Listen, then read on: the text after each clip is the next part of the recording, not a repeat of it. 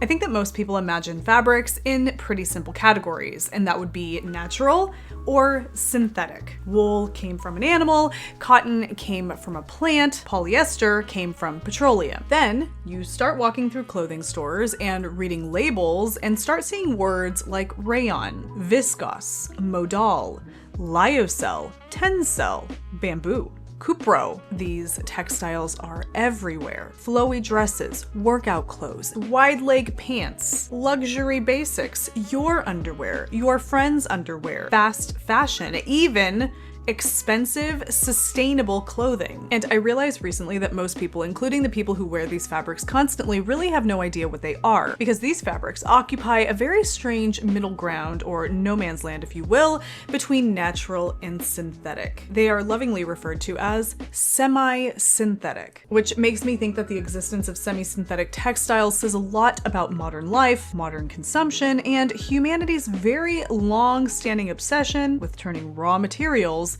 into aspiration. Hi, my name is Taylor, and today I want to dive into the very strange world of semi-synthetic textiles. Truly, modern fabrics are significantly weirder than I think most of us realize. And I think, as in all things, the best place to begin is with the Victorians, because the Victorians were absolutely fascinated by industrial progress and material transformation. This was an era where chemistry and manufacturing were rapidly changing everyday life. And there was this growing belief that science and industry could essentially engineer abundance. And one thing most people wanted more access to, and times haven't really changed, was luxury. If anything, the feeling of luxury, the appearance of it, the softness of it, the drape of it, the symbolism of it, what luxury visually represents. Silk was one of the ultimate luxury materials. It was soft,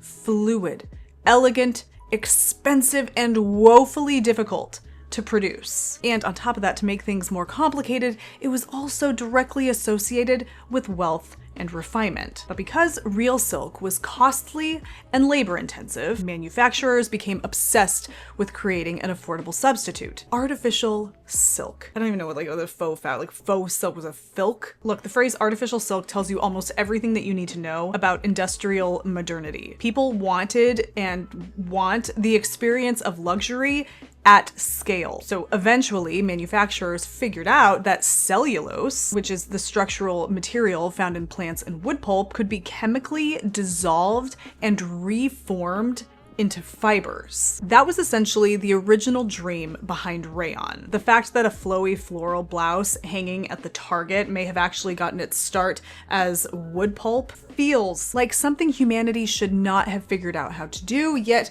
here we are. And this is where the whole category of plant-based starts to feel a little murky, because rayon technically begins as a plant material, usually wood, but the material then undergoes extensive chemical processing. The cellulose gets dissolved, transformed into a viscous solution, extruded through tiny holes. I'm visualizing Play-Doh going through one of those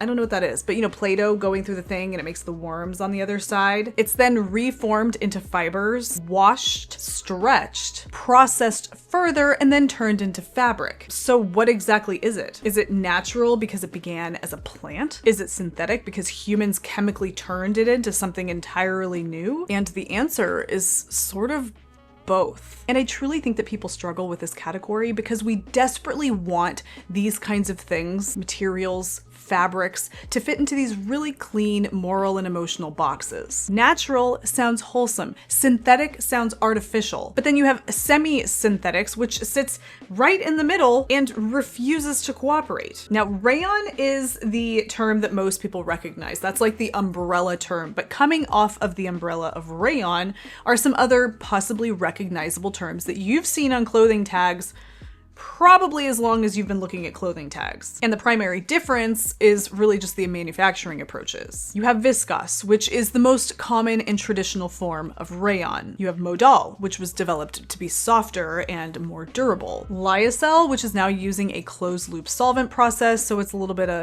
like gold star for sustainability, if you will. And then below that is Tencel, which is essentially lyocell, but now it's branded and has really successful marketing. And then moving on, we have Cupro, which is made from cotton linter waste and often marketed as a kind of vegan silk. And then you have bamboo rayon, which kind of sounds like woven bamboo reeds from some like enchanted forests, but it's usually just rayon made from bamboo cellulose as opposed to just, wood cellulose, which, by the way, brings us nice and neatly to bamboo. The marketing around bamboo is fascinating to me because it tends to evoke this very earthy, natural, wellness-oriented imagery. Bamboo forests, clean living, soft, natural, and breathable bedding, environmentally conscious minimalism. And people often imagine bamboo fabric as though fibers are mechanically stripped from bamboo stalks and woven into cloth in some beautifully rustic process. But most bamboo fabric is actually just rayon, which means that lately a surprising amount of the population is walking around very confidently, believing they're wearing bamboo underwear, when in reality they are mostly wearing regenerated cellulose processed through industrial chemistry. Like traditional rayon that originates from wood pulp, bamboo rayon is dissolved into cellulose pulp and chemically regenerated into fiber in essentially the same broader process. But I do think that the marketing on some of these products can become emotionally misleading because the final textile no longer resembles bamboo in the way that consumers typically imagine. And I think that this might reveal something larger about modern consumption. We are all, myself included, deeply attracted to the idea of naturalness, even when the systems producing our goods are extraordinarily industrial. But to be fair, there are reasons that these fabrics have become successful in the first place. Rayon and its relatives genuinely feel nice. They drape beautifully. They absorb dye well. They feel cool against the skin. They move in this fluid, organic, and romantic way that many fabrics just do not. And people are actually very emotionally responsive to drape and movement in the clothing against their skin. We associate fluidity with elegance and softness and ease. There's a reason so many summer dresses and flowing garments use these materials. And I think that that's important to acknowledge because conversations like this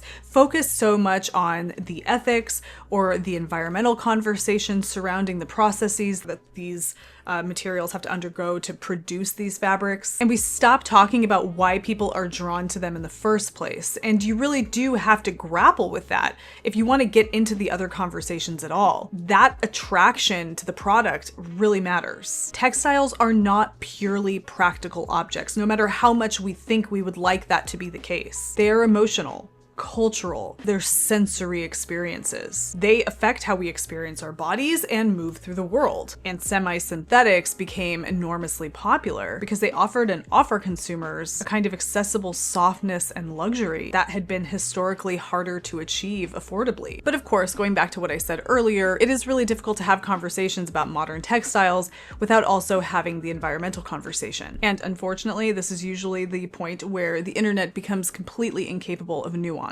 Because every textile category involves trade-offs. Cotton can require enormous amounts of water. Polyester sheds microplastics. Wool involves animal agriculture. Leather raises entirely separate ethical questions. Rayon production has historically involved extremely harsh chemical processes, and in some cases, deforestation and pollution concerns. And even newer miracle fibers arriving to save us from all previous fibers usually come with caveats of their own. Like banana fiber, for example, it's having a bit of a moment right now in the sustainability conversation, but it turns out that even turning bananas into pants still involves industrial systems, processing, transportation, manufacturing. Humanity continues searching for the perfect textile and repeatedly discovering that materials refuse to behave like moral purity tests. There is no perfectly clean category, no perfectly innocent textile, just systems and their processes, trade-offs, priorities, manufacturing methods, and consumption habits. Yours and mine. And that is something else that this subject really made me reflect on. Most of us are incredibly disconnected from the physical reality of the things that we wear. We know aesthetics, We know branding and we know vibes, but there are a lot of us out there who do not even know what the materials are or how they came into existence. And I don't think that everybody needs to become some kind of